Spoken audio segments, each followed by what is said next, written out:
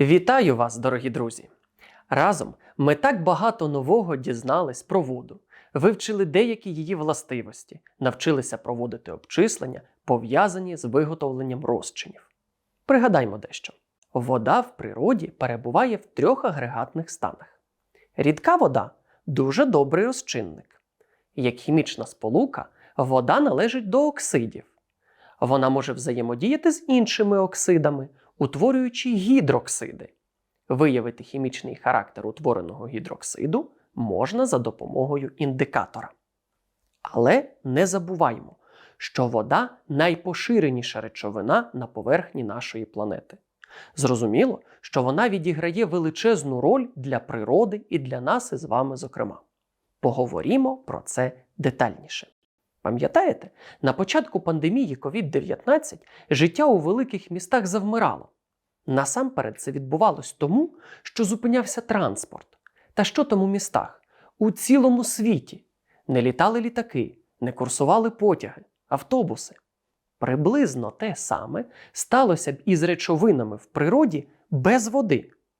У ній розчиняються складники мінералів, гірських порід і переміщуються на сотні, а то й тисячі кілометрів, забезпечуючи потреби сільського господарства.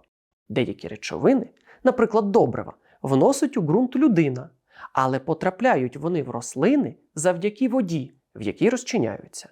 У рослинах вода продовжує доставляти розчинені речовини до кожної їхньої клітини. Такі ж функції вода виконує і в організмах тварин і людини. Гідросфера, водна оболонка Землі, є середовищем існування багатьох мікроорганізмів, риб та навіть савців. Вода не лише виконує транспортну функцію, а й є учасником хімічних перетворень, які відбуваються в природі. Наприклад, молекули води беруть участь у процесі фотосинтезу. Його результатом є утворення органічних речовин і кисню. Вода струмків, річок розчиняє деяку кількість вуглекислого газу і разом із ним взаємодіє з вапняком, поширеним мінералом. Утворюється так звана жорстка вода, яка під час використання в побуті спричиняє появу накипу. З морської води добувають звичайну сіль, а з деяких озер, наприклад, сполуки йоду. Варто зазначити, що в природній воді розчиняються не лише тверді речовини, а й гази. Розчинення деяких газів в атмосферних опадах призводить до негативних наслідків для людини й довкілля. Йдеться про кислотні дощі. Під час спалювання вугілля на теплоелектростанціях, а також під час роботи двигунів на дизельному пальному, яке містить домішки сполук сульфуру, відбувається утворення сульфур-4 оксиду. Ця речовина належить до кислотних оксидів. Потрапляючи в атмосферу, сульфур-4 оксид взаємодіє з водою. Пригадаймо рівняння відповідної реакції.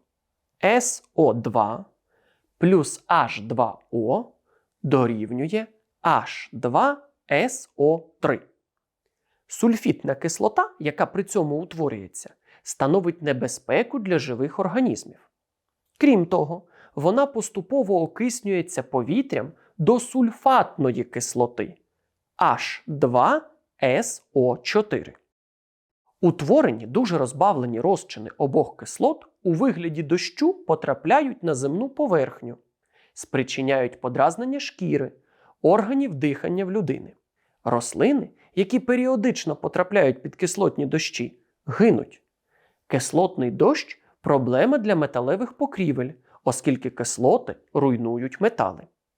Також кислоти пошкоджують мармурові фасади будівель, пам'ятки архітектури тощо.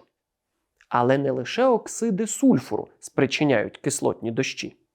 Небезпечною також є поява в атмосфері нітроген-4 оксиду. Цей газ за свій рудий колір отримав назву «лисячий хвіст».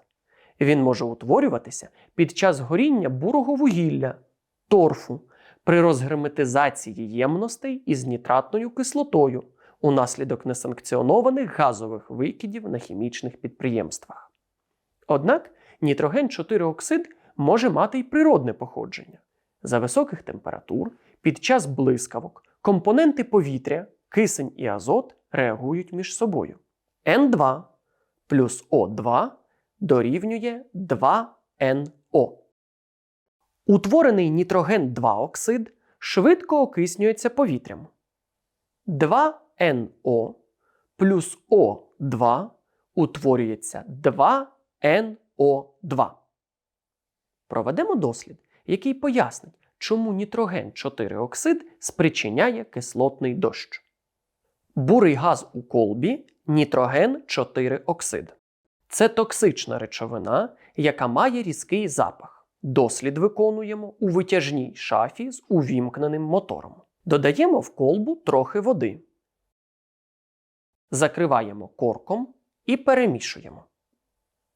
Спостерігаємо поступове зникнення рудого забарвлення. Це свідчить про взаємодію нітроген-4-оксиду з водою. Тепер до утвореної рідини додаємо кілька крапель метилоранжу. Спостерігаємо зміну забарвлення індикатора на рожевий. Робимо висновок. Унаслідок взаємодії бурого газу з водою утворився розчин кислоти, точніше кислот.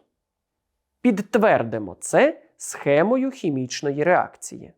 NO2 плюс H2O утворюється HNO2 плюс HNO3. Продуктами цієї реакції є нітритна і нітратна кислоти. Перетворимо схему реакції на хімічне рівняння. Для цього потрібно поставити коефіцієнт 2 перед формулою нітроген-4-оксиду. 2NO2 плюс H2O дорівнює HNO2 плюс HNO3. Ці кислоти, розчинені в дощовій воді, є так само небезпечними, як і сульфітна та сульфатна. Людство має так здійснювати свою господарську діяльність, щоб мінімізувати кількість викидів в атмосферу сульфур-4-оксиду та нітроген-4-оксиду, які спричиняють кислотні дощі. Для цього потрібно зменшити обсяги спалювання викопного палива, виготовляти пальне без сульфуровмісних домішок, використовувати ефективні очисні споруди тощо. Значення води для людини важко переоцінити. Вода становить більшу частину маси нашого організму.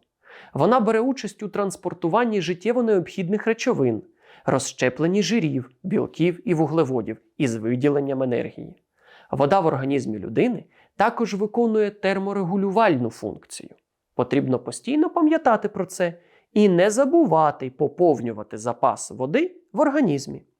Дорослій людині потрібно споживати до 3 літрів води на добу, з урахуванням води, яка міститься в харчових продуктах. Підліткам – близько 2 літрів. Воду людина використовує не лише для пиття, а й для дотримання гігієни, поливу рослин, приготування їжі, господарчих потреб.